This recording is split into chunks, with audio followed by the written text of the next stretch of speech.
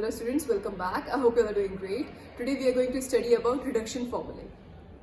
Higher degree के functions को integrate करने के लिए हम रिडक्शन फॉर्मूला का यूज करते हैं. तो हम पहले बात करेंगे कुछ स्टैंडर्ड रिडक्शन फॉर्मूले की और फिर उसके बाद उन पर बेस्ड हम कुछ क्वेश्चंस डिस्कस करेंगे. So let's start with reduction formula for integration of sin x raise to the power n with respect to x. ठीक है, सबसे पहले हम इसके लिए रिडक्शन फॉर्मूला फाइंड करेंगे. ठीक है, so let in is equal to integration of sin x raised to the power n dx. ठीक, इसको इंटीग्रेट करने के लिए हम क्या करेंगे, ये जो n लिखा है मैंने इसकी पावर, इसको हम ब्रेक करेंगे किस तरह से कि पहले मैं इसको लिख सकती हूँ n-1 और उसके बाद कर दे sin x. sin x की पावर n था तो मैंने क्या किया, एक बार मैंने sin x की पावर कर दी n-1 और उसके बाद sin x से मल्टीप्लाई कर दिया तो यही बन जाएगा ना sin x की पावर n. ठीक है, dx. अब इसको हम इंटीग्रेट कर लेंगे considering sin x raise to the power n-1 as first function and sin x as second function. इसको हम इंटीग्रेट करेंगे बाय पार्ट से. ठीक है, सो ये आपको क्या मिलेगा, बाय पार्ट से इंटीग्रेट करना सबको आता है ना.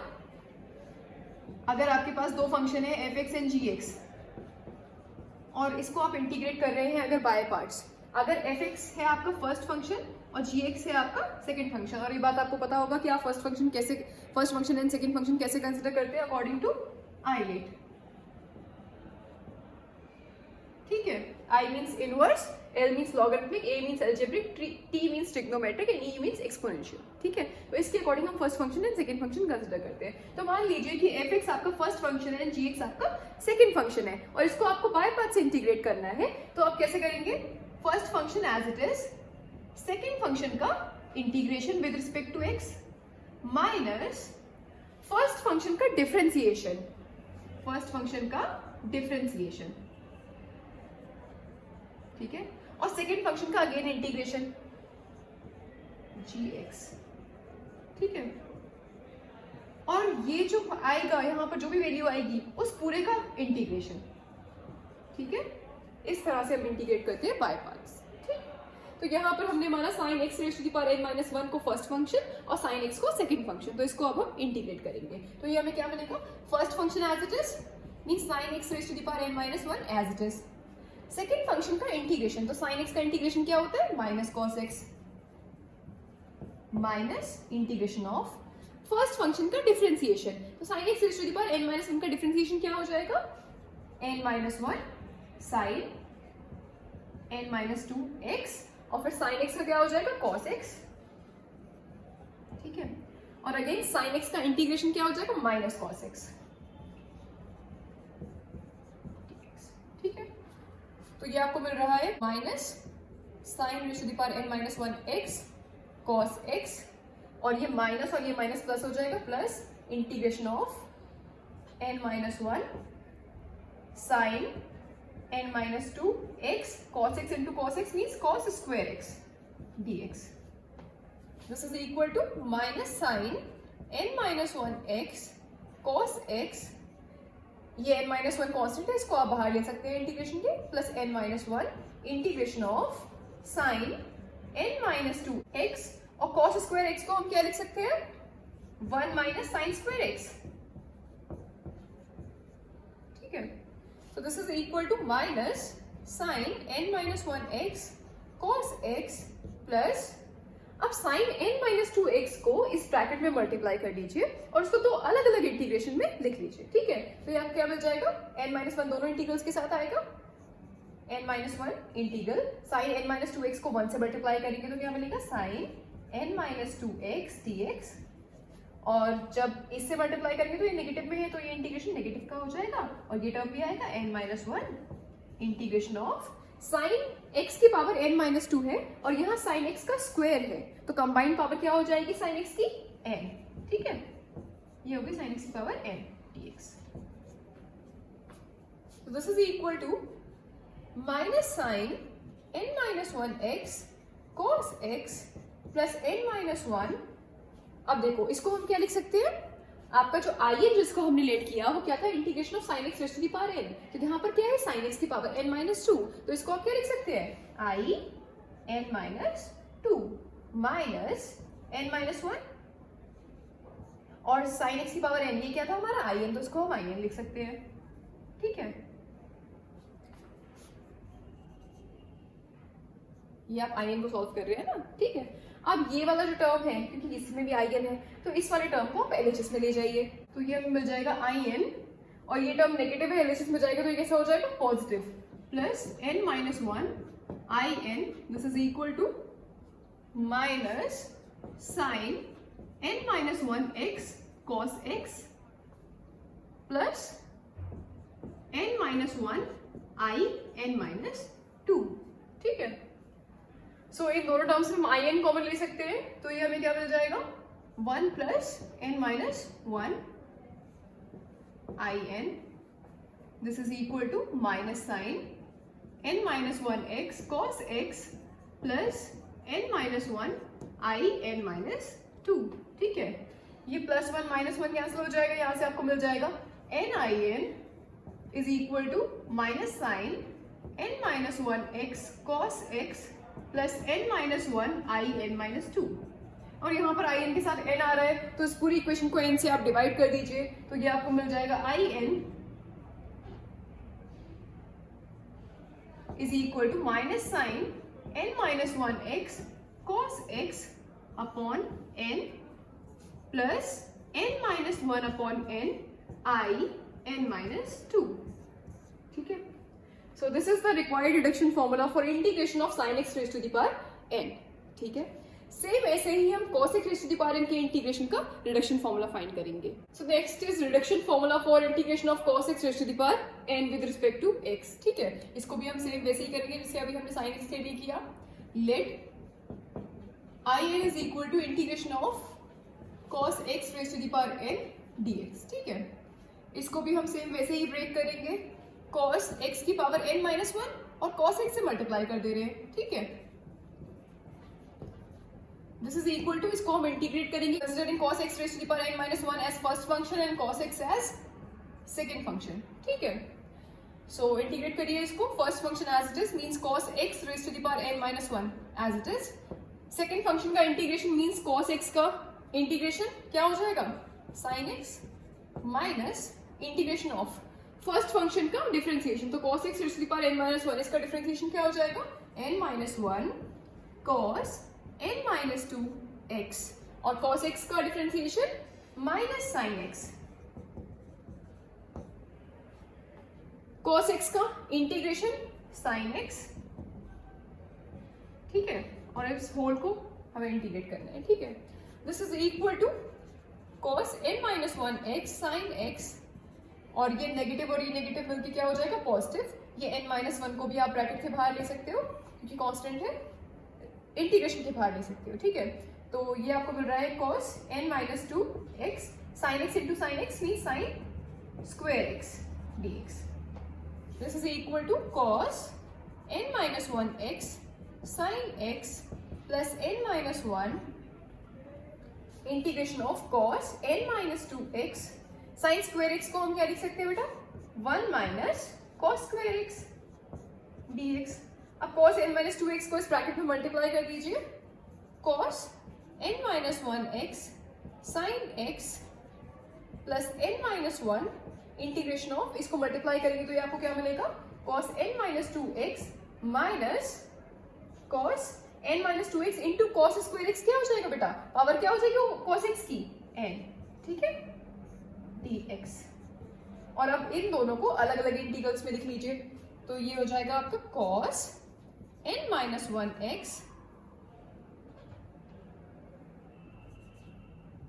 Sign x plus n minus one, ये n माइनस वन तो दोनों इंटीग्रल्स के साथ आएगा, n minus one cos n minus two x dx और minus n minus one integration of cos x raise to the power n dx, ठीक है। Now this is in.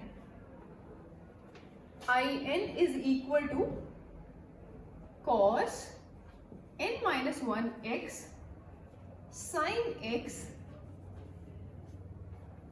Plus n minus one, और इसको हम क्या लिख सकते हैं बेटा, जो आपका आई एन है वो क्या है, cos x की पावर n, तो यहाँ पर क्या है cos x की पावर n माइनस टू, तो इसको हम लिख सकते हैं आई एन माइनस टू, ठीक है। और यहाँ पर क्या है इंटीग्रल cos x की पावर n, इसको हमें इंटीग्रेट करना है, तो इसको आप क्या लिख सकते हो in, ठीक है। सो ये आपको मिल रहा है प्लस n माइनस 1, ये हो जाएगा i n minus 2 minus n minus 1 i n, ठीक है। अब ये i n वाले टर्म को एलएचएस में ले आइए, तो ये हो जाएगा i n, और ये नेगेटिव है तो इधर आके पॉजिटिव हो जाएगा, plus n minus 1 i n, this is equal to cos n minus 1 x sin x plus n minus 1 i n minus 2। इन दोनों में i n कॉमन ले लीजिए, तो ये आपको मिल जाएगा 1 plus n minus 1 i n, this is equal to cos n minus 1 x sin x plus n minus 1 i n minus 2। ये प्लस 1 माइनस 1 कैंसिल हो जाएगा, ये आपको मिल जाएगा n i n is equal to cos n minus 1 x sin x plus n minus 1 i n minus 2।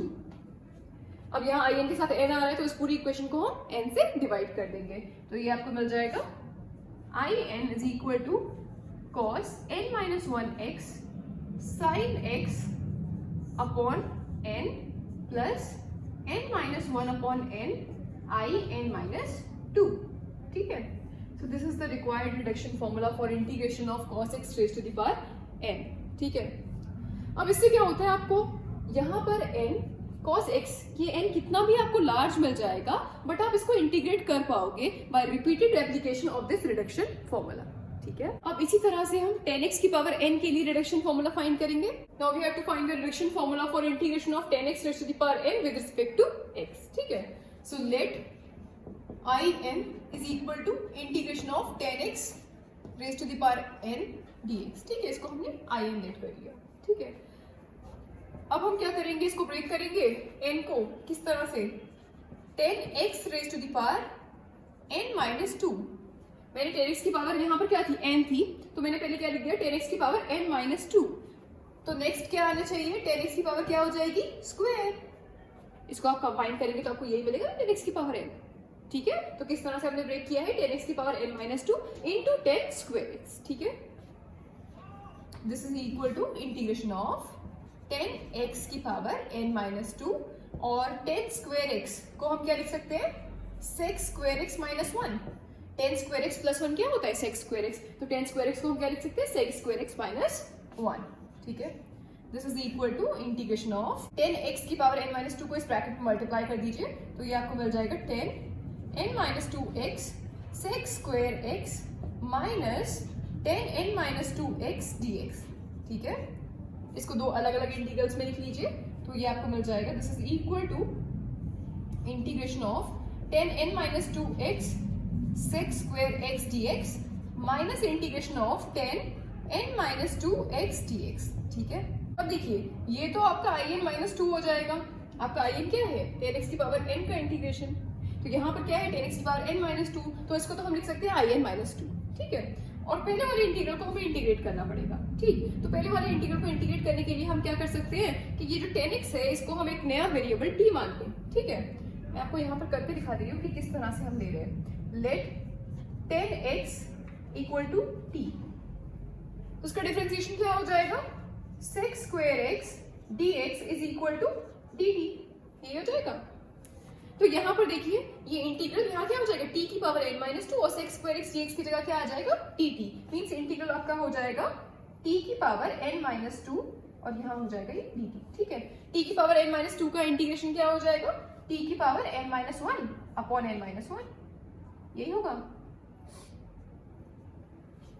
t की power n minus 2 है तो इसका इंटीग्रेशन क्या हो जाएगा, t की power n minus 2 plus 1 upon n minus 2 plus 1, means t की power n minus 1 upon n minus 1, ठीक है। तो यहाँ पर मैं लिख सकती हूँ t क्या है, यहाँ पर t हमने किसको लेट किया, 10x को, तो ये क्या मिल जाएगा आपको, इसका जो इंटीग्रेशन हो जाएगा वो क्या मिल जाएगा, 10x की power n minus 1 upon n minus 1, ये मिल जाएगा। तो मैं डायरेक्टली यहाँ पर पुट कर दे रही हूँ, ठीक है। और ये कैसे आया ये मैंने आपको यहाँ पर करके दिखा दिया, तो आप इसको भी नोट कर लीजिएगा अपनी नोटबुक में। तो ये हो जाएगा 10x की power n minus 1 upon n minus 1, ठीक है, माइनस ये हो गया आपका in माइनस 2 in, ठीक है. So this is the required reduction formula for integration of 10x raised to the power n. ठीक है.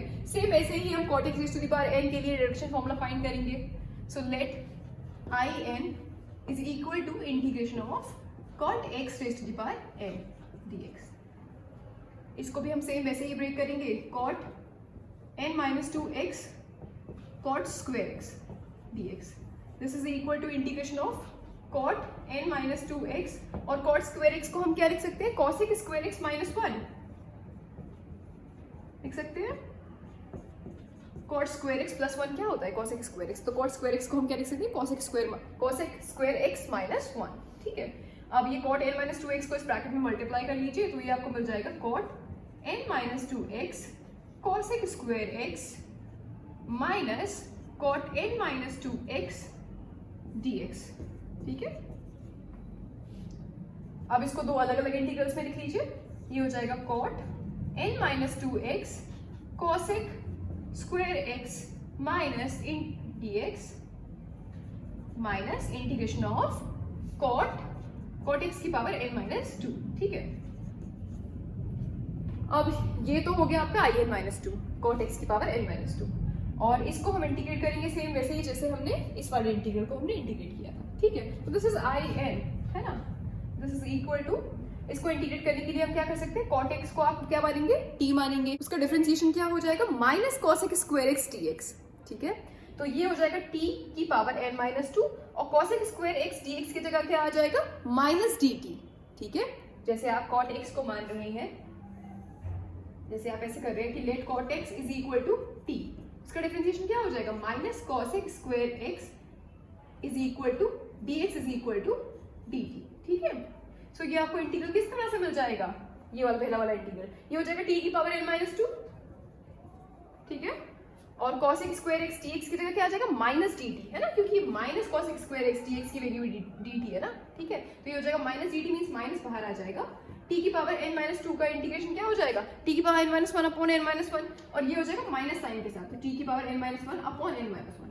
ठीक है. माइनस साइन के साथ. तो ये क्या हो जाएगा? t इसको बना था cot x को, तो ये हो जाएगा minus cot n minus 1 x upon n minus 1 minus और ये क्या है बेटा? i n minus 2. ठीक है. i n minus 2. ठीक है. So this is the required reduction formula for integration of cot x raised to the power n. ठीक है. अब इसी तरह से हम sec x raised to the power n and cos x raised to the power n का reduction formula discuss करेंगे in the next video. So that's all for today. Thank you very much.